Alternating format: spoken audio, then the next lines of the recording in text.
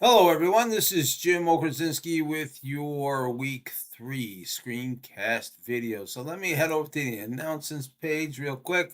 Click on the week 3 schedule and due dates. As you can see, this week in week 3, we have discussion board number 4 due. It's the initial post for the art of summarizing reading.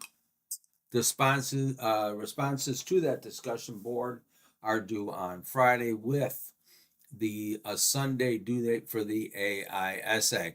So that being said, let's get into the content. Week 2 and 3 learning module. All righty, so let's see. We're working on the art of summarizing. This is a simple discussion board post, basically capturing the ideas and strategies discussed in the art of summarizing. It is a textbook chapter that offers some really good information about how to summarize a reading.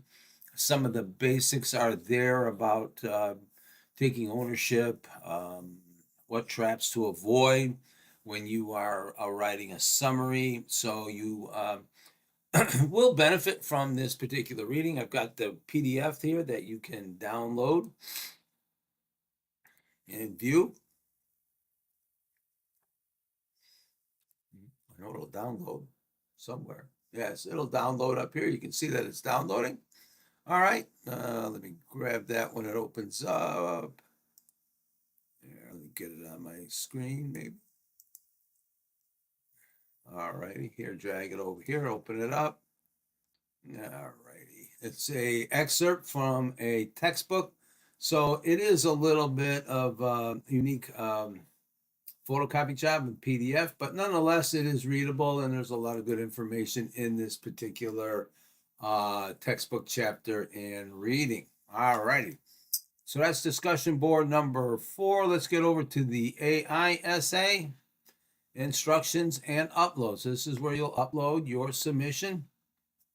You've already done the reading, or should have been done the reading for the 2 articles, Ortiz's and Shanklin's articles. Now it's time to come together and provide your thinking about this in extended fashion. So I'm asking for a 3 to 4 page, 1,000-word essay. Essay should begin with the summary of the 2 articles. Each one should be summarized pretty thoroughly. After the opening summaries, move to a response portion. Do you agree with their arguments and their points in the articles? Agree, disagree, why?